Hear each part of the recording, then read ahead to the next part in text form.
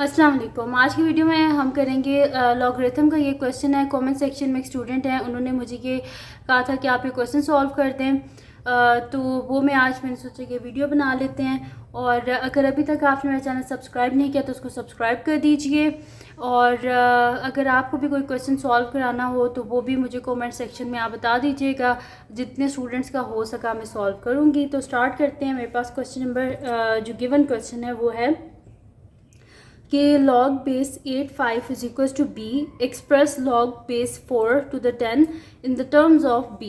अब हमारे पास गिवन क्या है, log 5 है टू द बेस 8, ये किसके इक्वल है, b के इक्वल है। ये हमारे पास गिवन है और वो क्या कह रहे हैं कि हमने क्या करना है, ये जो हमारे पास गिवन लॉग है, लॉग बेस 4 और मेरे पास जो 10 है, इसको इन टर्म्स ऑफ b, यानी कि जो इसका आंसर आना है वो b के फॉर्म में आना चाहिए। ठीक है, तो सोल्यूशन स्टार्ट करते हैं इसका हम। तो यहाँ पे लिख लेती हूँ सोल्यूशन।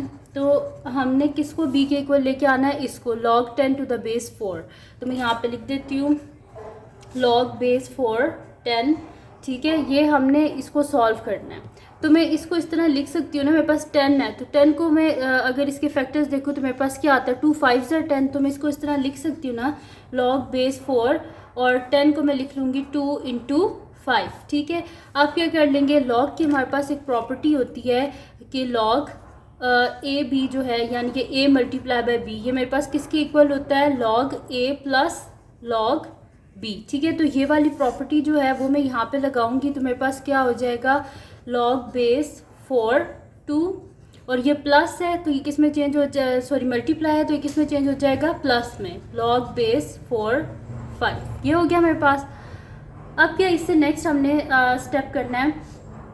एक तो मेरे पास हो गया कि लॉग बेस 4 2 और एक मेरे पास हो गया लॉग बेस 4 5। इसको आगे हम किस तरह फर्दर सॉल्व कर सकते हैं, ये ऐसे भी नहीं है कि ये किसी का स्क्वायर हो तो मैं इसकी पावर शुरू में करके लिख दूँ और मैं इसे सॉल्व कर लूँ।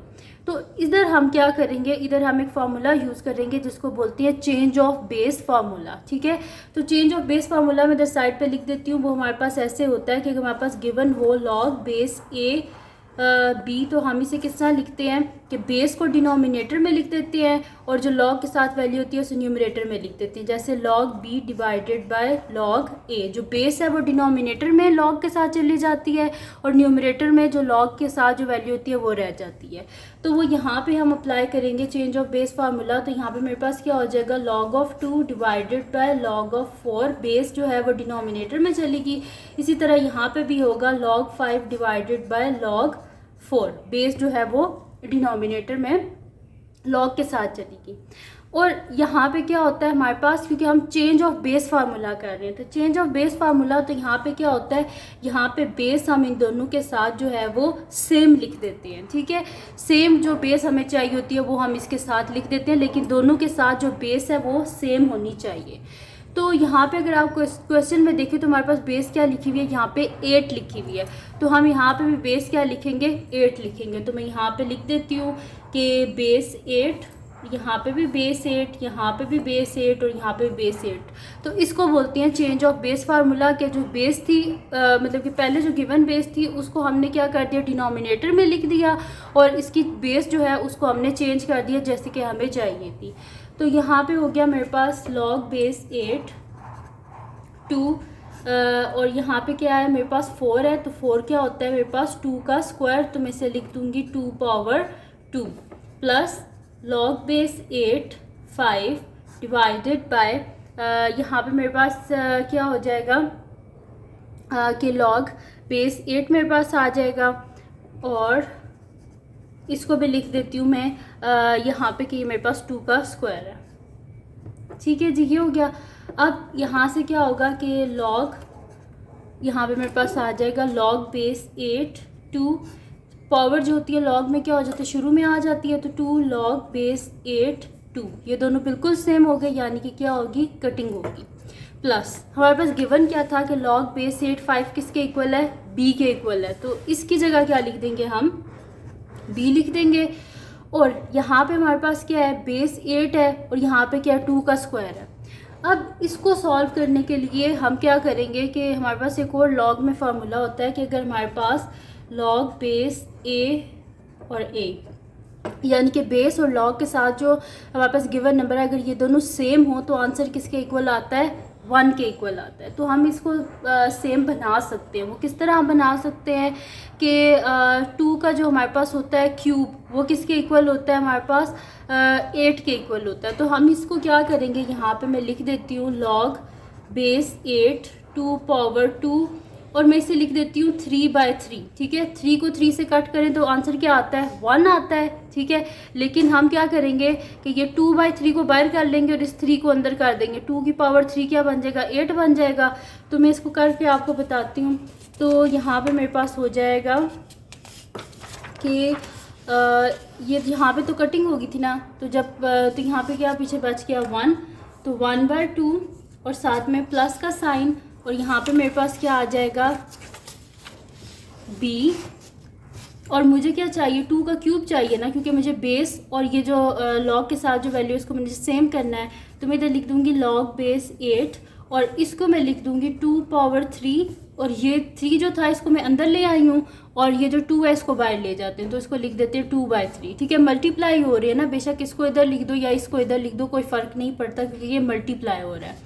ठीक है जी, अब यहाँ पे क्या हो जाएगा, लॉग की क्या प्रॉपर्टी होती है, बेस जो होती है वो कहाँ आ जाती है, शुरू में आ जाती है। तो इसे लिख देते हैं 1/2 प्लस b/2/3 लॉग बेस 8, और 2 का क्यूब क्या होता है हमारे पास, 8 होता है। ठीक है, तो बल्कि मैं इसे 2 पावर 3 लिख देती हूँ क्योंकि एकदम से अगर मैंने कर दिया फिर आप कहेंगे जो स्टेप्स हैं उनको स्किप कर दिया। तो 1/2 b divided by 2/3 log base 8, और 2 का क्यूब क्या होता है हमारे पास, 2 का क्यूब होता है 8। ठीक है, तो मैंने आपको क्या प्रॉपर्टी बताई थी कि लॉग बेस a इंटू ए क्या होता है, अगर बेस और जो लॉग के साथ वाली वैल्यू है ये दोनों सेम हो तो इसका आंसर किसके इक्वल आता है हमारे पास, 1 के इक्वल। तो 1/2 प्लस b इंटू 2/3 इंटू 1, इसकी जगह क्या आ गया, 1 आ गया। अब डिनोमिनेटर जो है इसको अगर हमने मतलब कि किसी चीज़ को डिवाइड में है तो उसे मल्टीप्लाई में चेंज करना है, तो हम क्या करते हैं, उसका रेसिप्रोकल लेते हैं। तो यहाँ पे हमें क्या करना पड़ेगा, इसका रेसिप्रोकल लेना पड़ेगा। तो मेरे पास हो जाएगा 1/2 प्लस b इंटू डिवाइड को हमेशा मल्टीप्लाई में चेंज करने के लिए रेसिप्रोकल, यानी कि जो डिनोमिनेटर है वो न्यूमरेटर बन जाएगा और जो न्यूमरेटर है वो डिनोमिनेटर बन जाएगा। तो यहाँ पे मेरे पास आ जाएगा 1/2 प्लस b इंटू 3 क्या हो जाएगा, 3b divided by 2। Base same है इस वजह से डिनोमिनेटर में 2 आ गया, न्यूमरेटर में आ जाएगा 1 प्लस 3b, यानी कि इसका आंसर आ जाएगा 3b प्लस 1 डिवाइडेड बाय 2। तो ये किसके इक्वल आया है हमारे पास, हमने कहाँ से स्टार्ट किया था, लॉग बेस 4 10। तो यानी कि हमने फाइंड आउट कर लिया लॉग बेस 4 10 को इन टर्म्स ऑफ b। तो इसका आंसर आया 3b प्लस 1 डिवाइडेड बाय 2, और यहाँ पे आ गया जी इसका ये आंसर। तो ये थी जी आज की वीडियो जिसमें मैंने आपको लॉगरिथम का एक क्वेश्चन कराया जिसमें चेंज ऑफ हमने बेस को चेंज करना था। तो इजी सा क्वेश्चन है, बस आपको फार्मूलाज जो है उन पे ग्रिप होनी चाहिए, तो आप कोई भी क्वेश्चन सॉल्व कर सकते हैं लॉगरिथम के। तो अगर ये वीडियो आपके लिए हेल्पफुल हो तो उसको लाइक कीजिएगा, मेरे चैनल को सब्सक्राइब कीजिएगा और बेल आइकन को लास्ट में प्रेस कर दीजिएगा ताकि आपको न्यू आने वाली वीडियोस के बारे में पता चल सके। और जो मेरा सेकंड चैनल है जिसके बीच में कुकिंग की, क्राफ्ट्स की, रिडल्स की, ट्रैवलिंग की वीडियोज़ हैं, उसका लिंक पे डिस्क्रिप्शन में, उसको भी सब्सक्राइब कर दीजिएगा। और जो मेरी बहन का चैनल है उसका लिंक पे डिस्क्रिप्शन में, उसको भी सब्सक्राइब कर दीजिएगा। और अपनी दुआओं में लाजमी याद रखिएगा। अल्लाह हाफिज़।